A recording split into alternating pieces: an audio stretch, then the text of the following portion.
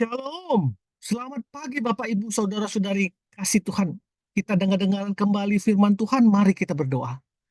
Segala puji hormat dan syukur kami Tuhan untuk kasih penyertaan-Mu dalam kehidupan kami yang selalu baru setiap hari. Tuhan, pada hari ini Tuhan, kami mau dengar-dengaran firman-Mu yang menjadi rema kekuatan buat kami. Berbicaralah Bapa, karena kami yakin dan percaya firman-Mu itu menjadi kekuatan, membuat kami penuh harapan bahwa Engkau ada di depan kami memberikan masa depan yang penuh harapan. Di dalam nama Tuhan Yesus kami berdoa. Amin. Bapak Ibu yang dikasih Tuhan, renungan kita pada pagi hari ini diambil dari Imamat 19 ayat 32 yang yang mengatakan pada kita, engkau harus bangun berdiri di hadapan orang ubanan dan engkau harus menaruh hormat kepada orang yang tua dan engkau harus takut akan Allahmu. Akulah Tuhan. Kita buka lagi 1 Timotius 5 ayat 1a. Janganlah engkau keras terhadap orang yang tua. Sejak meninggalnya ayah 2,5 tahun yang lalu, seperti biasanya ibu tetap melakukan kegiatan-kegiatan yang biasa dia lakukan. Seperti menjahit, memain gadget, dan membuat kue. Semua memang berubah. Hari-hari yang dilalui dengan kebersamaan kini dilalui oleh ibu dalam kesendirian. Ke pasar sendirian, ke pesta sendirian, ke gereja sendirian. Tidak ada lagi ayah yang setia mengantar dan menemani. Kami anak-anak menyadari rasa kehilangan yang dialami ibu. Meskipun ia tetap menunjukkan ketabahan di dalam menapaki hari-harinya. Sehingga kami berusaha untuk mengajak ibu gantian ke rumah kami. Sejak 6 bulan yang lalu saya dan suami mengajak ibu tinggal bersama. Seperti biasanya ibu akan selalu mencari kegiatan untuk mengisi hari-harinya. Dengan menjahit, membuat kue, dan sebagainya. Sedapat mungkin kami berusaha supaya ibu senang dan betah tinggal bersama kami.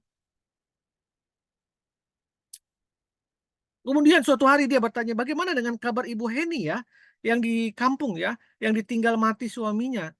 Tanya ibu. Oh, dulu sih dia ikut anaknya Bu, tinggal di Kalimantan, tetapi sekarang ia sudah di Irian ikut anaknya yang kedua yang bekerja di sana, jawab kami. Ya, begitulah kalau pasangan kita sudah meninggal, kita sepertinya tidak berharga lagi, jawab ibu. Jawaban ibu itu membuatku terpukul. Aku sangat menyadari bahwa perasaan itu seperti yang dirasakan ibu pastilah juga dirasakan oleh banyak orang tua yang lain. Banyak yang dirasakan oleh janda, banyak dirasakan oleh duda-duda, dan orang-orang lanjut usia pada umumnya. Jadi intinya sebagai anak kita harus memperhatikan, menolong mereka untuk lepas dari perasaan seperti ini. Atau paling tidak meringankan beban mental mereka agar tetap menikmati kasih penyertaan Tuhan di masa-masa usia lanjut mereka ini.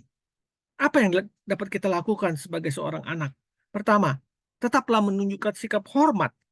Keluaran 20 ayat 12 yang kita 12 ataupun dalam Imamat 19 ayat 32 yang kita baca tadi. Meskipun kita sebagai anak yang menjadi pemilik rumah misalnya, di mana orang tua kita ikut tinggal bersama, bukan berarti kita boleh memperlakukan orang tua kita dengan sesuka hati dan tidak lagi menghormati mereka. Tunjukkan sikap hormat Kristiani yang dengan meminta pendapat atau nasihat dalam batas-batas yang wajar. Menghormati orang tua bukan perintah manusia, tetapi perintah Tuhan. Hormatilah orang tuamu agar engkau berbahagia dan lanjut umurmu di bumi yang diberikan Tuhan kepadamu. Kedua, carikan kegiatan buat orang tua kita. Mungkin kita ajak ngobrol atau kita ajak jalan-jalan atau antar dia ke uh, apa perkumpulan-perkumpulan gereja atau perkumpulan lansia.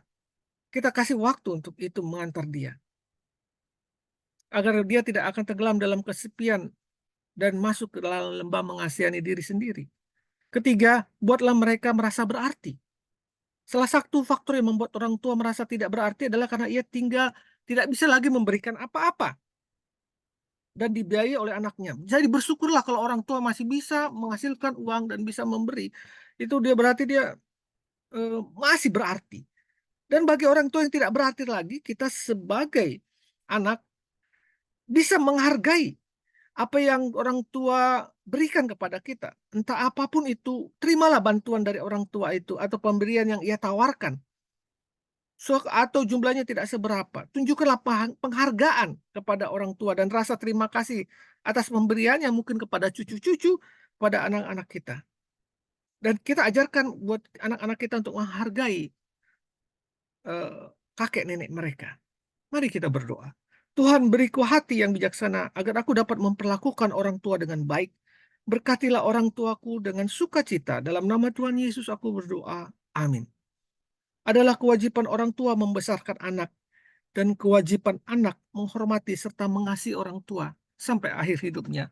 Selamat pagi, selamat berkarya. Tuhan Yesus memberkati. Amin. Amin. Amin.